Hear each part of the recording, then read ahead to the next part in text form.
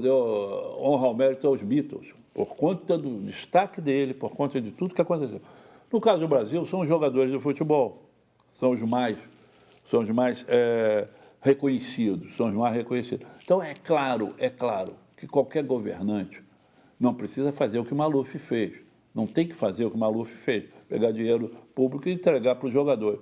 Mas, claro, é reconhecido porque você, quando está reconhecendo um ídolo desse, você está reconhecendo o povo brasileiro, está reconhecendo o brasileiro, porque o brasileiro ele se encarna naquele jogador lá, ele chuta.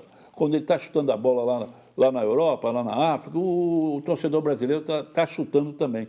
Então, há esse envolvimento. E, claro, que qualquer governante entra nessa. Claro que existe isso, claro que existe, mas não da forma vergonhosa que já houve.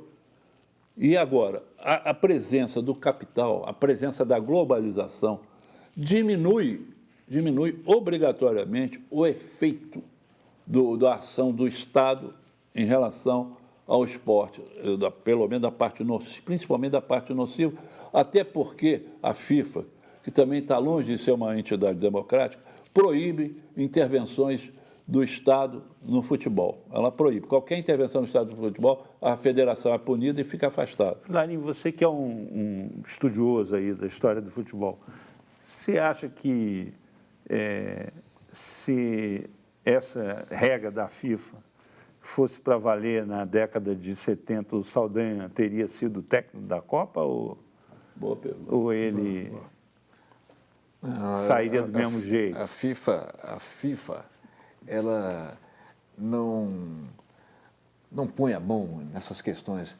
políticas internas. Nunca pôs.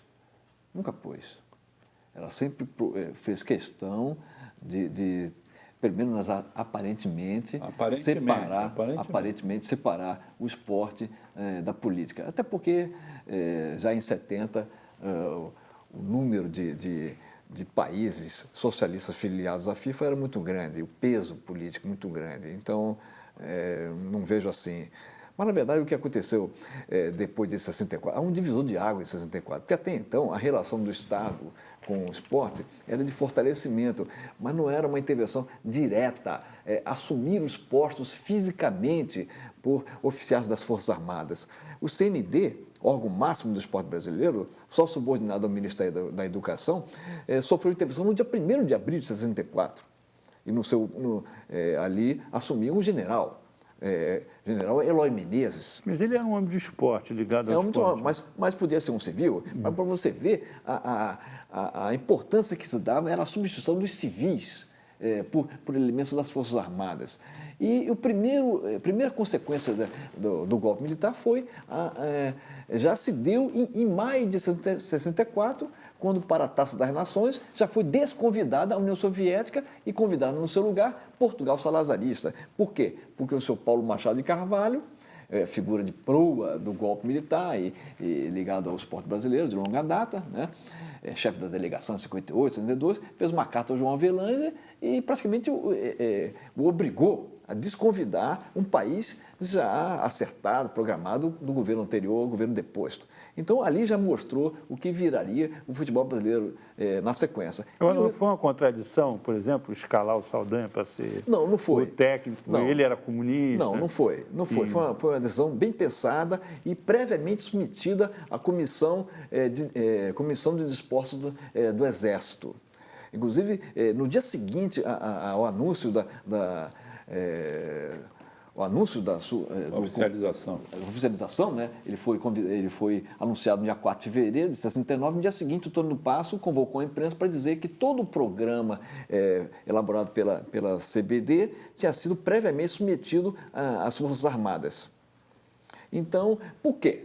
Porque João Saldanha era a principal autoridade da imprensa brasileira, um homem queridíssimo, respeitado pelo povo, e já que ele era o principal crítico de toda aquela bagunça que culminou naquele vexame em 66, então se ele era portador das críticas, então ele que fizesse melhor, calava a imprensa carioca e neutralizava a oposição sistemática e permanente da imprensa paulista. Então foi uma jogada de mestre de João Avelange.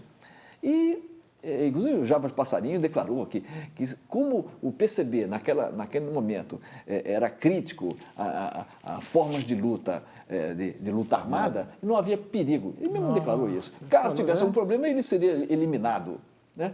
E João Saldanha tinha consciência disso, que ele tinha sido convidado para ser engolido, ele falou, vou usar isso, né? Vou usar isso.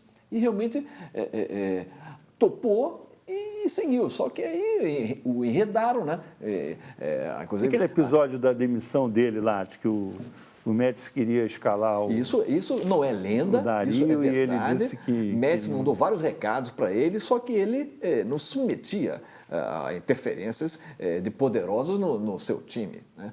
E, inclusive, ele recusou a pressão da torcida atleticana em dezembro, num torneiozinho de Araque, criado por seu João Avelan, chamado Torneio Garrafa Estados Unidos, um torneio de seleções em dezembro de 69. Quando acabou o jogo, Minas Gerais ganhou de 4-0 a seleção da Guanabara, e a torcida atlética por cima dele, ele deu uma gargalhada em resposta àquelas pressões. Em janeiro, já recebeu o segundo recado, através de uma coluna, né, no JB, do senhor Armando Nogueira, em que ali se expunha a preferência do general Médici por Dario. Ele ignorou.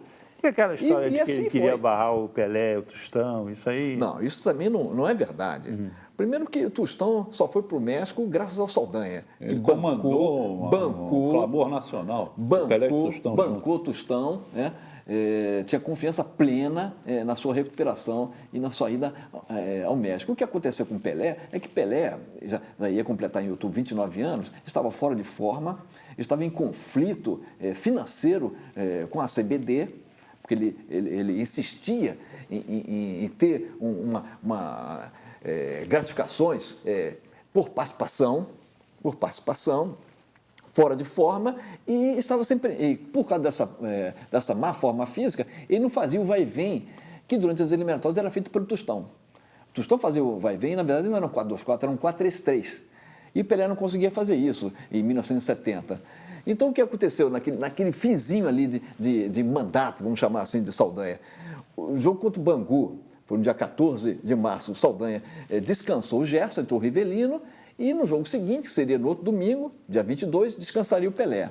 E aí criou-se uma... Você usou isso como um pretexto para a demissão dele.